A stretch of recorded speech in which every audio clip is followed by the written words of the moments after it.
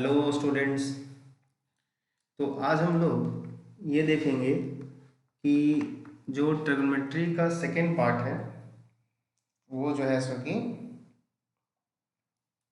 इसमें हम लोग क्या पढ़ने वाले हैं। तो सबसे पहले मैं ये कहूँगा कि ट्रिग्नोमेट्री का जो पार्ट 1 है, लेक्चर नंबर 1 है, उसको आप पहले देख लीजिए ठीक ढंग से, वहाँ पे समझ लीजिए, क्योंकि मैंने वहाँ पे राइट एंगल ट्रायंगल समकोण त्रिभुज के बारे में बताया है, पूरक कोण के बारे में बताया है, न्यून कोण, समकोण, अधिक कोण के बारे में बताया है।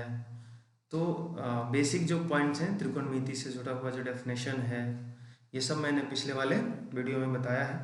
तो आप वो पहला पार्ट 1 देख करके आएंगे तो ये वाला वीडियो आपको और अच्छे से ज़्यादा समझ में आएगा और आगे क्वेश्चन सॉल्व करने में आपको बहुत ही सुविधा होगी। तो ट्रिग्नोमेट्री प्लेलिस्ट का सबसे पहला वीडियो देखिए, फिर उसके बाद ये वाला वीडियो देखिए। ओके, चलिए। तो अगर आपने देख लिया है तो आगे हम लोग स्टार्ट करते हैं। आज हम लोग पढ़ने वाले हैं किसी कोण के सापेक्ष, किसी कोण के सापेक्ष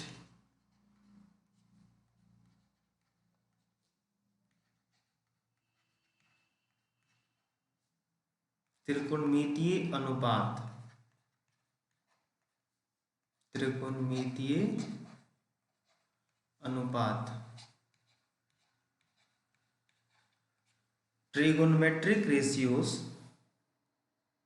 with respect to an angle. किसी कोण के सापेक्ष जो ट्रिगोनोमेट्रिक रेशियोज होते हैं, त्रिकोणमितीय अनुपात होते हैं, वो क्या होते हैं। तो चलिए, जैसे मान लीजिए यहाँ पे एक राइट एंगल ट्रायंगल दे दिया गया, एक समकोण त्रिभुज दे दिया गया हमें ए बी और ये सी, और अगर मान लेते हैं कि एंगल बी जो है 90 डिग्री का है। तो यहाँ पे जो कोण मान लीजिए सी है, ये जो कोण सी है, अब कहा जाए कि कोण सी के सापेक्ष, कोण सी के सापेक्ष, तो कोण सी के सापेक्ष, तो सबसे पहले मैं कहूँगा कि ये लंब हुआ, ये आधार हुआ, ये कर्ण हुआ। पिछले वाले वीडियो मैंने बताया था कि 90 के सामने कर्ण होता है, जो थीटा लेते हैं, जो कोण लेते हैं, उसके सामने लंब होता है, और जिस पे 90 और कोण दोनों होते हैं, जिस पे जुड़ा होता है, उसको हम आधार कहते हैं। तो यहाँ पे बी ए बी जो है वो आपका क्या हो गया, वो आपका लंब हो गया, यानी इसको परपेंडिकुलर बोल सकते हैं पी। जो आपका बी सी है वो आपका क्या हो गया, आधार हो गया, यानी कि बेस। और जो आपका ए सी है वो आपका कर्ण हो गया, नहीं, वो आप उसका हाइपोटेनस बोल सकते हैं, हाइपोटेनस। तो इस कोण सी के सापेक्ष इन तीनों में से अगर आप किसी दो भुजा को लेके उसका रेशियो निकालते हैं तो उसे आप कहेंगे त्रिकोणमितीय अनुपात। कोई भी एक न्यून कोण आप ले सकते थे, मर्जी करें तो हम लोग ए भी ले सकते थे, ठीक है, लेकिन पहले मैंने सी को चुना, कोई फर्क नहीं पड़ता है। तो अगर कोण सी के सापेक्ष किसी दो भुजा का अनुपात निकालें, जैसे मान लीजिए कि हम करते हैं ए बी की लंबाई बटा ए सी की लंबाई, तो ए बी क्या है, वो तो लंब है, और ए सी क्या है, ये तो कर्ण है। तो इस समकोण त्रिभुज के दो भुजाओं का मैंने अनुपात निकाला, रेशियो निकाला, और इसको हम कहेंगे त्रिकोणमितीय अनुपात। क्या कहेंगे, त्रिकोणमितीय अनुपात। अब इसके लिए हमने एक सिंबल फिक्स किया, साइन थीटा, ठीक है। साइन थीटा, यहाँ पे थीटा क्या होगा, तो थीटा वो कोण है जिसके सापेक्ष ए बी लंब है और ए सी कर्ण है, अर्थात इसको लिखना चाहिए साइन सी, क्योंकि कोण सी के लिए ही ए बी लंब था और ए सी कर्ण था। अब कोई और दो भुजा ले लीजिए, मान लीजिए कि आप बी सी लेते और ए सी का अनुपात निकालते, तो बी सी क्या था, कोण सी के सापेक्ष, वो तो आधार था, और ए सी क्या था, कर्ण था। तो ये इसको हम कहेंगे कॉस थीटा, और ये किसके सापेक्ष चल रहे हैं, सी, तो आप लिख सकते हैं कॉस सी। इसी तरीके से आप ले सकते हैं, मान लीजिए कि आपने ए बी ले लिया, क्या ले लिया, ए बी का और बी सी का अनुपात ले लिया। देखिए अलग अलग मैं बारी बारी से ले रहा हूँ। तो ये जो है ए बी क्या है, लंब है, और बी सी क्या है, आधार है। इन दोनों का रेशियो निकालिए तो ये कुछ अलग रिजल्ट आएगा। तो इसको हमने दिखाया tan थीटा, अर्थात यहाँ पे आप बोलोगे tan c, क्या बोलोगे tan c। इस बात का ध्यान रखना पड़ेगा कि अगर आप लंब और आधार का रेशियो ले रहे हैं तो उसको किसे दिखाएंगे, tan से। लंब और कर्ण का रेशियो ले रहे हैं तो उसको दिखाना है sin से। आधार और कर्ण का ले रहे हैं तो उसको दिखाएंगे cos से। ये फिक्स्ड है, ठीक है। इसी तरीके से आप इनके व्युत्क्रम भी बना सकते हैं। साइन का जो व्युत्क्रम होगा, जैसे आप AC को ऊपर ले लेते और AB को नीचे, तो इसको हम बोलते हैं cosec थीटा, क्योंकि ये क्या हो गया, AC क्या था, कर्ण इस बार ऊपर चला गया और AB क्या था, लंब नीचे आ गया, ठीक है। यहाँ पे cosec थीटा, यानी इसको आप ऐसे भी लिख सकते हो, यहाँ के लिए cosec C लिख सकते हो, ठीक है। तो यहाँ पे हमारा जैसे कि ये जो त्रिकोणमितीय अनुपात है, sign theta, cos theta, tan theta, cosec theta, ये सब ट्रिग्नोमेट्रिक रेशियोज है। इसी तरीके से आप ऐसा भी कर सकते थे कि AC बाई BC, यानी AC क्या था, कर्ण था, BC क्या था, आधार था, और इसको हम कहेंगे क्या, सेक थीटा। क्या कहेंगे, सेक थीटा, यानी इसको यहाँ इस चित्र के सापेक्ष में, डायग्राम के रेस्पेक्ट में आप सेक C बोलेंगे। कौन सी के सापेक्ष, एक हमारा हो जाएगा BC अगर ऊपर होता, AB नीचे होता, BC अपन AB लेते तो BC क्या था, आधार था, और AB क्या था, लंब था, तो आधार बटा लंब, ये आपको दे देगा कॉट थीटा। अब इस ये जो हो गया, इसका आप यहाँ पे क्या लिखोगे, कॉट C लिख दोगे आप, ठीक है।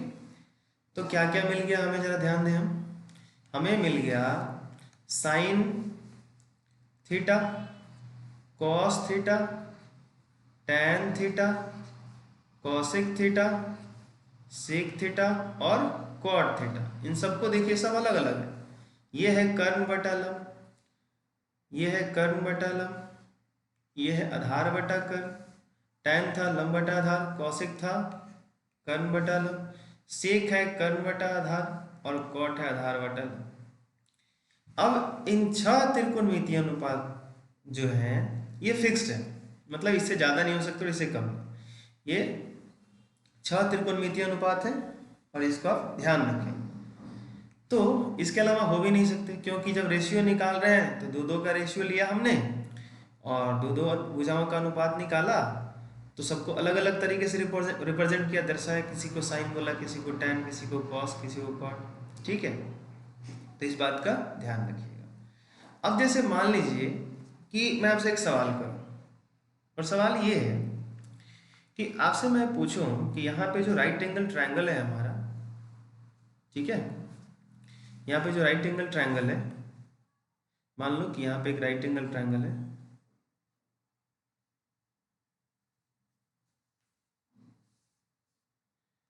ये एक समकोण त्रिभुज है, राइट एंगल ट्रायंगल को ही समकोण त्रिभुज बोलते हैं। यहाँ पे मान लीजिए ये है P, ये है आपका Q और ये है आपका R। अब मैं आपसे पूछूं कि साइन P बराबर क्या होगा, समझिएगा, साइन P बराबर क्या होगा। तो ध्यान से देखिए कि P यहाँ पे है और साइन का फॉर्मूला, साइन किसका किसका रेशियो होता है, लंब और कर्ण का होता है। तो इसके लिए लंब कौन सा होगा, QR, और कर्ण कौन सा हुआ, 90 के सामने वाला PR। तो यहाँ पे ऐसे लागू हो जाएगा। मैं आपसे पूछूं cos P क्या होगा, ध्यान से देखिए cos P, तो cos किसका किसका रेशियो होता है, बेस और हाइपोटेनस का, आधार और कर्ण का। तो आधार कौन हुआ, PQ, और कर्ण कौन हो गया, PR।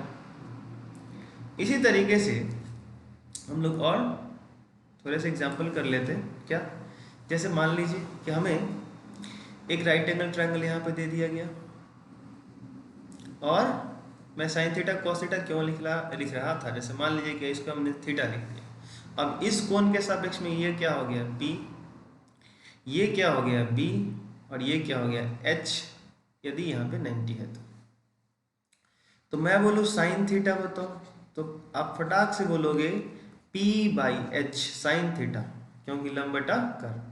ठीक है, मैं बोलूँ आपसे कॉस थीटा, तो क्या बोलोगे आप? B/H। मैं आपसे पूछूं कि टैन थीटा बोलो, तो बोलोगे P/B। मैं आपसे पूछूं कि कॉसेक थीटा बोलो, कॉसेक थीटा बोलो, तो क्या बोलोगे? H/P। मैं आपसे पूछूं कि सेक थीटा बोलो, तो बोलोगे H/B। और मैं पूछूं आपसे कि कॉट थीटा बोलो, तो क्या बोलोगे? B/P। अब थोड़ा सा ध्यान दीजिए कि जो साइन है उसका रेसिप्रोकल है ये। अगर P/H है तो ये H/P है। कॉस का रेसिप्रोकल ये है, ठीक से देखिए, दिख रहा होगा आपको, है ये B/H है कॉस, तो सेक क्या है? H/B। और टैन का रेसिप्रोकल आपको दिखेगा ये भाई साहब कॉट। यहां भी आ गया ना, हम तुम्हारे लिए तुम हमारे लिए, है कि नहीं? साइन के लिए कॉसेक आ गया, उसका रेसिप्रोकल। इसका मतलब ये है कि यदि साइन थीटा में कॉसेक थीटा से अगर गुना किया जाए, थोड़ा देर के लिए मान लीजिए, ये तो आगे पढ़ना है, तो ये कितना हो जाएगा भैया? साइन इज इक्वल P/H होता है, और कॉसेक से गुना हुआ है तो कॉसेक होता है H/P। तो P से P कट जाएगा, H से H कट जाएगा, कितना आ जाएगा? 1। ठीक इसी तरह से आप अगर कॉस थीटा को गुना कर दे आप सेक थीटा से, तो कितना हो जाएगा? तो कॉस होता है B/H और सेक होता है H/B। तो H से H कैंसिल हो गया, B से B कैंसिल हो जाएगा, ये 1 हो जाएगा। और वैसे ही टैन थीटा गुने कॉट थीटा क्या हो जाएगा? ये मैं आपके लिए छोड़ता हूँ, और ये भी हो जाएगा 1। तो ये चाहो तो आप फॉर्मूला याद रख सकते हैं। क्या याद रख सकते हैं? इन तीनों को, क्या कि sine into cosec 1, cos into sec 1 और टैन इंटू कॉट 1, ये सब फॉर्मूला की तरह आगे काम करेंगे। ठीक है, तो ध्यान रखिएगा।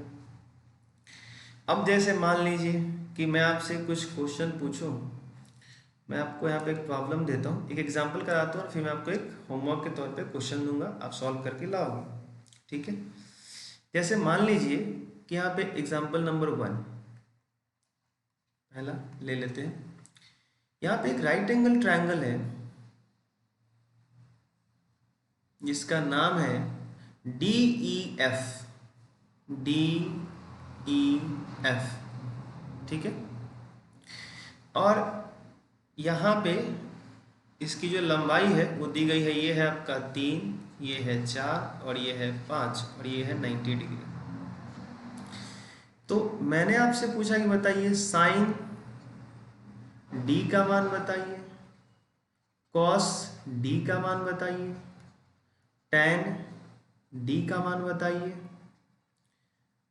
कॉसेक D का मान बताइए, सेक D का मान बताइए, और कॉट D का मान बताइए। इन सब के वैल्यू आपको बताने हैं, लेकिन सब के लिए एंगल कौन सा ले रहे हैं? D ले रहे हैं, यानी यहाँ पे एंगल है ये वाला।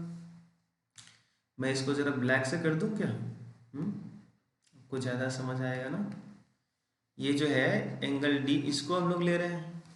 तो साइन क्या होता है? P/H। अभी तो बता रहा था मैं कि साइन का फॉर्मूला P/H। तो इस D के रेस्पेक्ट में पिछले वाले वीडियो में बताया था कि लंबाधार कर्ण कैसे पहचानेंगे। इस D एंगल D के लिए इसके सामने वाला एंगल परपेंडिकुलर होगा, तो 4 बाई हाइपोटेनस कितना है? 5, तो 4/5, ये आपका आंसर हो गया। कॉस D, तो कॉस होता है बेस बाई हाइपोटेनस, आधार बटा कर। तो बेस कितना होगा भाई D के लिए? तो यहाँ पे बेस हो जाएगा 3, जिसपे 90 और एंगल होते हैं। तो देखिए 90 भी है और ये एंगल D भी है इस साइड पे, बेस ये हो जाएगा 3 वाला, और हाइपोटेनस कितना रहेगा? 5। तो ये कॉस D का वैल्यू। टैन क्या होता है? तो टैन होता है P/B। तो परपेंडिकुलर देख लो कौन सा है, 4 है और बेस 3 है। कॉसेक क्या होता है? अब आपको पता है कि साइन का रेसिप्रोकल व्युत्क्रम होता है उल्टा, तो साइन यहाँ पे आप निकाल चुके हैं कितना? 4/5। तो तय है कि अगर आप कॉसेक डी निकालिएगा उसी एंगल के लिए तो ये 5/4 हो जाएगा, ऐसे उल्टा हो जाएगा, ये कुछ ऐसी कहानी हो जाएगी इसकी। ठीक है, आप देख सकते हैं, आप यहाँ से निकाल भी सकते हैं कि कॉसेक डी का होता है h/p, फॉर्मूला आपने पढ़ा है। तो देख लो हाइपोटेनस कितना है, कर्ण कितना है 5 है, और परपेंडिकुलर कितना है 4 ही तो है, यहाँ पे देख लो ये दोनों को। ठीक है, वैसे ही आप सेक डी और कॉस डी निकालिए, कॉट डी निकालिए। कॉट क्या होता है b/p, सेक आप निकाल लीजिएगा, कॉट होता है b/p, तो ये tan का उल्टा होता है, वैसे दिख भी रहा होगा, बेस 3 है, परपेंडिकुलर 4 है। उम्मीद करते हैं आपको ये पूरी बात समझ में आई होगी। और इसी में, इसी ट्रायंगल में अगर मैं आपसे पूछ दूं कि साइन f बताइए, मैं आपसे पूछूं कि आप कॉस f बताइए, देखिए मैं एंगल चेंज कर रहा हूँ, न्यून कोण चेंज कर दिया, पहले d ले रहा था, मैं f ले रहा हूँ। मैंने आपसे पूछा tan f बताइए, कॉसेक f बताइए, सेक f बताइए, और आप कॉट f बताइए। ये 6 त्रिकोणमितीय अनुपात आप कोण f के लिए निकाल के बताइए कितना होगा। तो जब आप एंगल चेंज करोगे तो बेस और परपेंडिकुलर चेंज करेंगे। इस बार हम लोग एंगल कौन सा ले रहे हैं, ध्यान दीजिए, फिर से मैं यहाँ पे वही ट्रायंगल बना देता हूँ, ये थोड़ा सा वही ट्रायंगल है, टेंशन ना लीजिएगा, DEF, और यहाँ पे ये 90 है, और ये 4 है, और ये 3 है, और ये 5 है। तो पूछा गया साइन f, लेकिन इस बार एंगल कौन सा ले रहा है, f, ये वाला एंगल लिया जा रहा है, ये वाला एंगल लिया जा रहा है। तो अगर ये एंगल लिया जा रहा है तो साइन क्या होता है, साइन का फॉर्मूला चेंज नहीं होगा, परपेंडिकुलर बाय हाइपोटेनस। अब इस एंगल के लिए परपेंडिकुलर चेंज हो जाएगा, तो परपेंडिकुलर हो जाएगा एंगल के सामने 3 और हाइपोटेनस होगा 5। ध्यान दीजिए, अब ये सही है।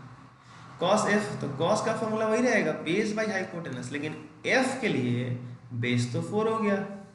ठीक है, आई बात समझ में, क्लियर हो रहा है? अगर समझ में आ रहा है तो बहुत अच्छी बात है। तो ऐसे ही आप कोशिश करिए और कमेंट करके बताइए कि ये सारे सवाल आपसे बन रहे हैं या नहीं। अगर सॉल्व हो रहे हैं तो बहुत अच्छी बात है। ठीक है, अब इसमें एक चीज़ का बेहद ख्याल रखना है आपको कि इसका वैल्यू फाइंड आउट करने के लिए सबसे पहले, कई बार क्या होता है कि ट्रायंगल में 2 साइड दिए होते हैं, तो 2 साइड दिए रहेंगे तो तीसरा साइड आपको पता करना पड़ेगा।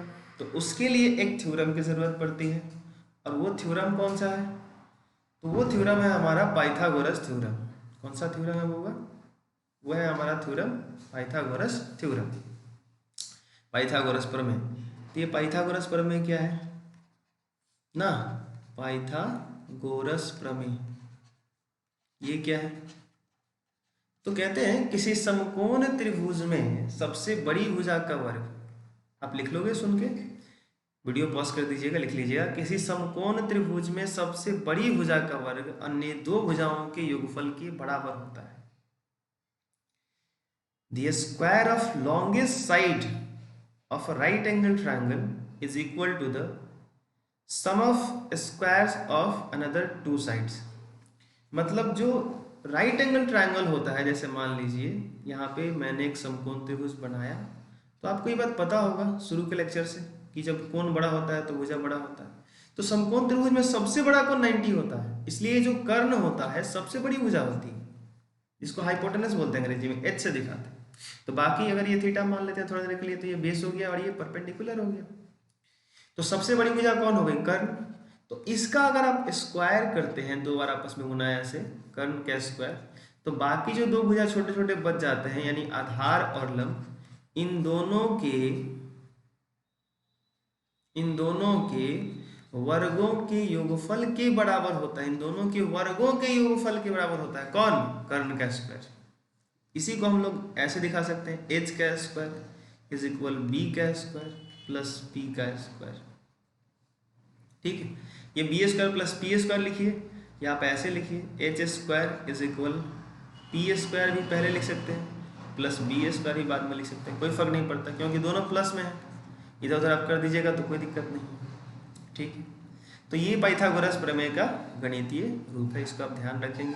ये क्वेश्चन हेल्प करेगा। जैसे कहने का मतलब मैंने आपको परपेंडिकुलर दे दिया 4 और बेस दे दिया 8 और तब मैं आपसे पूछ रहा हूँ कि साइन थीटा, तो साइन थीटा का फॉर्मूला होता है P/H, लेकिन हाइपोटेनस तो आपको पता है नहीं, तो आप क्या करेंगे, आप ये थ्योरम अप्लाई करेंगे, h² इज इक्वल परपेंडिकुलर कितना है थीटा के लिए 4 है, तो 4 का स्क्वायर 16 और बेस कितना है 8, तो 8 का स्क्वायर 64 64। अब h का स्क्वायर 16 और 64 जोड़ लीजिए, कितना आ जाएगा 80, तो h इधर रूट में भेज करके आप निकाल लीजिए, ठीक है, √80 आ गया। तो साइन थीटा P/H, तो परपेंडिकुलर कितना है 4 और h आपने निकाल लिया √80, तो वैल्यू आ गया। तो कहने का अर्थ ये है कि ये जो पाइथागोरस प्रमेय है कहाँ हेल्प करेगा, अगर समकोण त्रिभुज में 2 भुजा दिया हुआ है तो तीसरा फाइंड आउट करने के लिए ये तरीका आपके काम आ जाएगा। तो फटाफट दिमाग में बैठा लीजिए, पहला ये दिमाग में बैठाना है कि h² is equal B² plus P², ठीक है। दूसरा ये बैठाना है कि अगर परपेंडिकुलर का स्क्वायर निकालना हो, कभी P निकालने की जरूरत भी पड़ सकती है, तो ऐसे लिखना h² माइनस B², और कभी B² निकालना पड़ गया तो यही h² में से P² घटा देना। समझ में आ रही बात आपको? तो प्लीज आप इस बात पे ध्यान दीजिए जरा ठीक से और समझने की कोशिश कीजिए कि हाइपोटेनस चाहिए तो उसके लिए आपको क्या करना है, इन दोनों के स्क्वायर का सम। परपेंडिकुलर चाहिए तो हाइपोटेनस के स्क्वायर में से बेस का स्क्वायर घटा लो, और अगर बेस चाहिए तो हाइपोटेनस के स्क्वायर में से परपेंडिकुलर का स्क्वायर घटा लो, ठीक है। ये तीनों फॉर्मूला मोस्ट इंपॉर्टेंट है, अगर 2 वैल्यू दिया हो तो तीसरा फाइंड आउट करने के लिए। आई बात समझ में? ये तीनों फॉर्मूला ध्यान रखिएगा। अरे भाई ये कैसे आ गया, सोचो सोचो, अगर h² is equal P² plus B² होता है, सॉरी यहाँ पे लिखने में थोड़ी सी मिस्टेक हुई, सर जी आपने गलती कर दिया, आज पकड़ में आए हो आप। P² प्लस B² मैंने ऐसे लिख दिया, तो एक अगर B² निकालना है तो h² रहने दो, बट ये इधर जाएगा तो माइनस में आएगा ना भाई, इज इक्वल P² होगा। अब अगर आप B² को भेज देते और P² को रख लेते तो आ जाता ना, तो ये तीनों जो है यहीं से आ जाएंगे इसी से। तो यहाँ एक ये वाला जो रिलेशन है ये पाइथागोरस थ्योरम का गणितीय रूप है, पाइथागोरस थ्योरम है। तो क्या बोलेंगे इसको, 2 तरीके से बोलते हैं कि समकोण त्रिभुज में सबसे बड़ी भुजा का वर्ग, बड़ी भुजा का मतलब कर्ण का वर्ग, सबसे बड़ी भुजा का वर्ग बाकी 2 भुजाओं, शेष 2 भुजाओं के वर्गों के योगफल के बराबर होता है, और उसी को ऐसे दिखाया जा रहा है। या ऐसे भी कहिए कि किसी समकोण त्रिभुज में कर्ण का वर्ग आधार तथा लंब के वर्ग के योगफल के बराबर होता है, ऐसे ही बोलते हैं, ठीक है। तो आप दोनों तरीके से लिख सकते हैं, जो आपको ज़्यादा क्लियर करे उसको आप नोट कर सकते हैं। इस लेक्चर के आखिर में हम लोग एक चीज़ और डिस्कस कर लेते हैं जो एग्जाम में आजकल पूछे जाते हैं और NCERT इसके पीछे पड़ा हुआ है, NCERT में दिया हुआ और पूछता है क्या कि जो साइन हम जो यूज करते हैं, ये जो साइन थीटा लिखते हैं, एक्चुअल जो ये साइन है और ये जो थीटा है, कई बच्चे इस साइन और थीटा के बीच समझते हैं कि आपस में गुना है। नहीं, ये गुना नहीं, ये गलत है, ध्यान रखिएगा, ये गलत है, ध्यान रखिएगा। साइन और थीटा के बीच में गुना नहीं। जैसे मैं लिख दूं अगर साइन 30 डिग्री, तो साइन और 30 डिग्री ये दोनों अलग अलग चीज नहीं है, ये एक ही चीज है, ठीक है। ये एक ही चीज को रिप्रेजेंट करते हैं, इनका एक ही वैल्यू होगा 1/2 या जो भी अभी आएगा, हम लोग देखेंगे आगे ये सब कैसे हो रहा है। लेकिन एंगल और त्रिकोणमितीय अनुपात का जो रिप्रेजेंट करने का जो नाम है, दर्शाने का, इसके बीच गुना नहीं होता, इस बात का ध्यान रखिएगा। आप ऐसे नहीं कर सकते, ऐसे अगर मैं लिख दूं साइन A और इधर मैं लिख दूं साइन B, तो ये अगर गुना में होते तो ऐसे हम कट साइन से साइन कट गया और A बराबर कितना हो जाता B। आई बात समझ, ठीक है। तो ये काट कर हम बराबर नहीं करेंगे, बिना काटे ही इसको बराबर बोल सकते हैं। अब इसको समझाएंगे कब ऐसा क्यों होगा, ठीक है।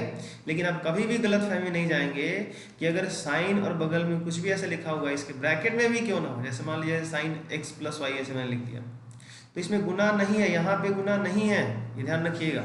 साइन के बगल में जो एंगल होता है उसके साथ मल्टीप्लाई नहीं होता।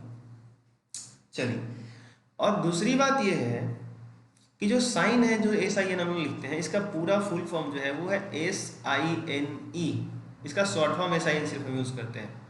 जो कॉस हम यूज़ करते हैं, इसका पूरा नाम है कोसाइन, COSINE ऐसा। और जो टैन यूज़ करते हैं, इसका पूरा नाम कुछ ऐसा है, टैनजेंट ये। और जो आपका कॉसेक है, इसका नाम है कॉसेकेंट। क्या नाम है? कॉसेकेंट। फिर उसके बाद आपका क्या आ जाएगा? सेक, तो इसका नाम है सेकेंट।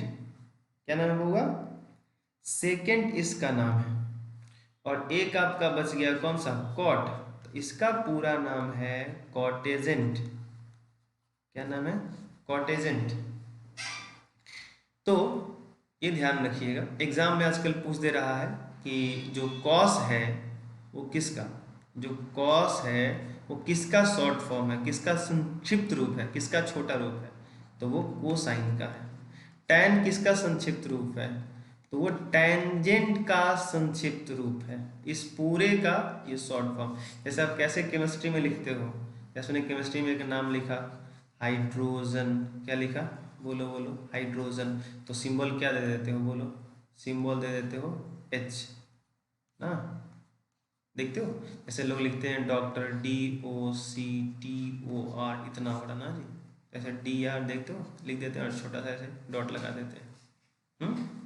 तो ये इस तरह का वही 6 जो त्रिकोणमितीय अनुपात है उसके हम शॉर्ट फॉर्म यूज करते हैं, तो ये ध्यान रखना है। तो एग्जाम में भी पूछा जा रहा है कि जो त्रिकोणमितीय अनुपात है इसमें से कोई एक उठा लेगा और पूछेगा कि ये किसका शॉर्ट फॉर्म है। तो ये पूरा आपको इसका जो रियल में जो होता है ये भी आपको याद रखना है, ठीक है। और उसके बाद जो है सो कि जो कि मैंने बताया कि थीटा और साइन में जो है सो कि मल्टीप्लाई नहीं होता है। तो आप सभी का बेहद शुक्रिया। यहीं पे इस वीडियो को समाप्त करते हैं, मिलते हैं अगले लेक्चर में। और इसमें क्या होगा अगले लेक्चर में कि हम लोग प्रॉब्लम को कुछ सॉल्व करेंगे, प्रॉब्लम प्रैक्टिस करेंगे और उसमें अच्छे अच्छे क्वेश्चन को देखेंगे, ठीक है। जिसमें बहुत अच्छे अच्छे बुक्स के होंगे। अगर आप आगे कॉम्पिटिटिव लेवल का भी प्रिपरेशन करना चाहते हैं या आगे चल के आप यहाँ तक कि जो भी आपका डिफेंस जो होता है, एयरफोर्स, नेवी, आर्मी, तो उसका ये सब बेस है। आप ये सब अच्छे ठीक ढंग से पढ़ जाएंगे तो 11th-12th में आपको कहीं दिक्कत नहीं होगी, इस बात का ध्यान रखिएगा, ठीक है। तो चलिए चलते हैं, विशेष बात अगले वीडियो में होगी और अगले क्लास में हम लोग पढ़ाई करेंगे। So thank you so much.